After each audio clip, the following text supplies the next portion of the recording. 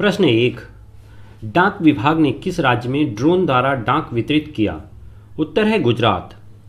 डाक विभाग ने 29 मई 2022 को पहली बार गुजरात के कच्छ जिले में एक पायलट परियोजना के हिस्से के रूप में ड्रोन का उपयोग करते हुए डाक वितरित किया। प्रश्न 2। भारत के किस न्यायालय ने वेश्यावृत्ति को पेशे के रूप में मान्यता प्रदान की? उत्तर है सर्वोच्च न्यायालय ने। सर्वोच्च न्यायालय ने 26 मई 2022 को वेश्यावृत्ति को एक पेशे के रूप में मान्यता दी और यौन कर्मियों को कानून के तहत गरिमा और सम्मान संरक्षण का अधिकार दिया। न्यायमूर्ति एल नागेश्वर राव, न्यायमूर्ति बी.आर. गवई और न्यायमूर्ति ए.एस. बोपन्ना की 3 सदस्यीय पीठ ने आदेश दिया कि यौन कर्मियों को पुलिस द्वारा परेशान या प्रताड़ित दंडित नहीं किया जाना चाहिए और उनकी शिकायतों को गंभीरता से लिया जाना चाहिए। प्रश्न 3। भारत का पहला लेवेंडर फेस्टिवल कहां आयोजित किया गया? जम्मू कश्मीर में।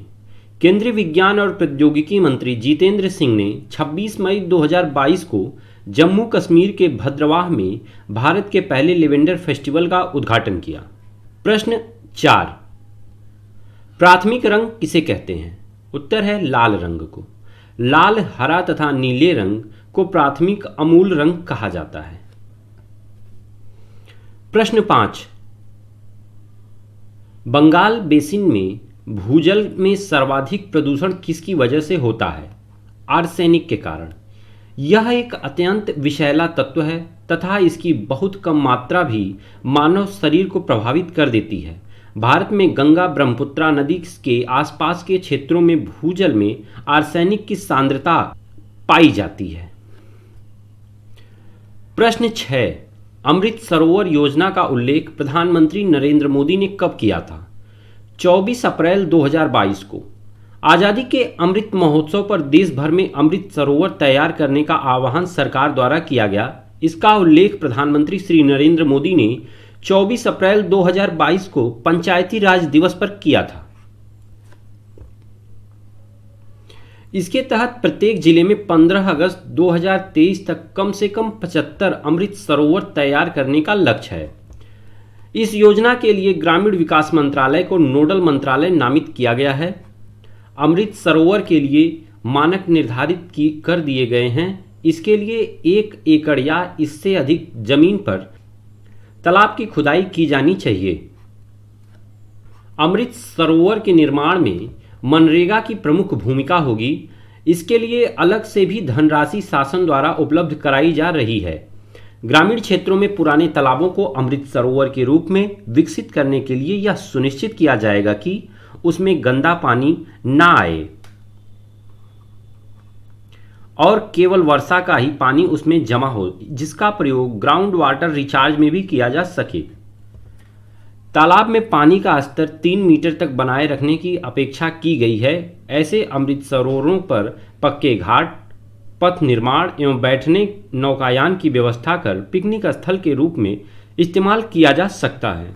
ऐसा पहला अमृत सरोवर उत्तर प्रदेश के रामपुर के पटवई में स्थापित किया गया है, जिसका लोकार्पण देश के अल्पसंख्यक कल्याण मंत्री मुख्तार अब्बास नकवी व प्रदेश के जल शक्ति मंत्री स्वतंत्र देव सिंह ने 13 मई 2022 को किया।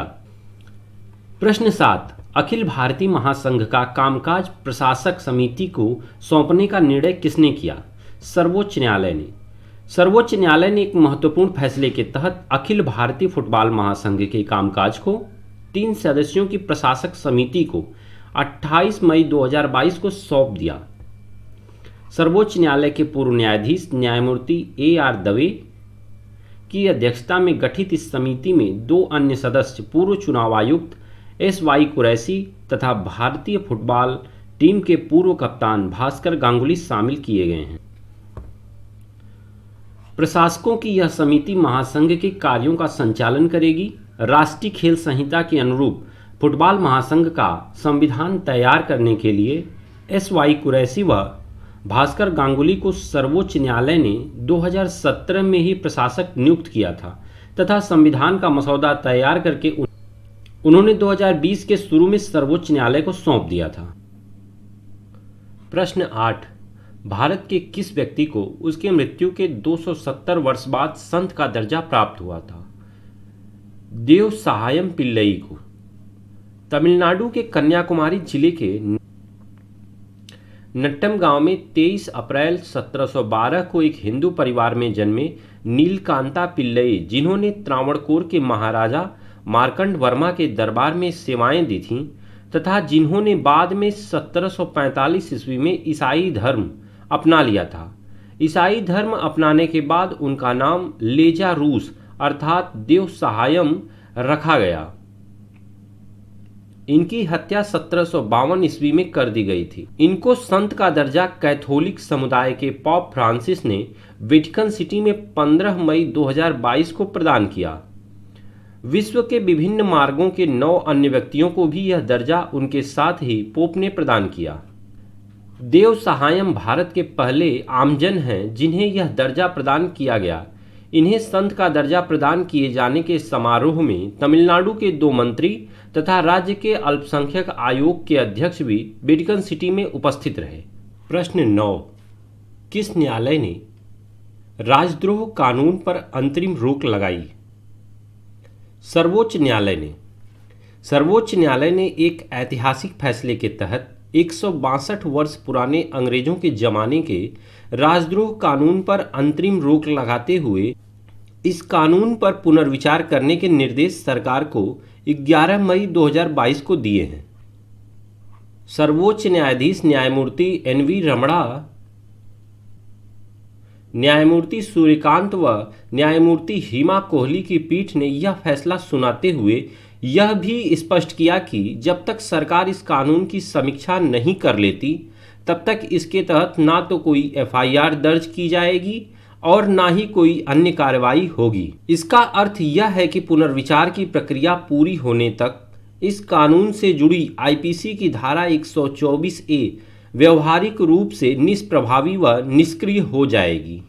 इसके साथ ही सर्वोच्च न्यायालय ने यह भी स्पष्ट किया कि उसके उपयुक्त फैसले के आधार पर वह बंदी जो IPC की धारा 124A के तहत जेल में पहले से निरुद्ध है, जमानत के हकदार नहीं होंगे।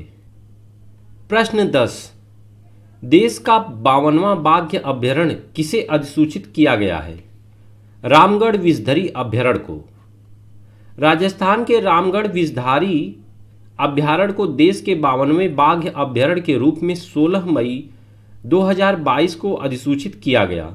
राजस्थान के रणथंभौर, सरसिका और मुकुंदरा के पश्चात यह चौथा अभ्यारण्य है, जबकि देश में यह 52वां अभ्यारण्य है। राजस्थान में रामगढ़ विषधारी अभ्यारण्य बाघों के साथ साथ भेड़िए, तेंदुए, भालू, लकड़बग्घा, सुनहरी सियार, चिकारा, लीलगाय व लोमड़ी जैसे वन्य जीवों का भी आदर्श निवास स्थल है। बाघ अभ्यारण्य बनाने के लिए सैद्धांतिक मंजूरी पिछले वर्ष जुलाई 2021 में भी प्रदान की गई थी। राजस्थान सरकार ने इसके लिए औपचारिक अधिसूचना मई 2022 में जारी की है।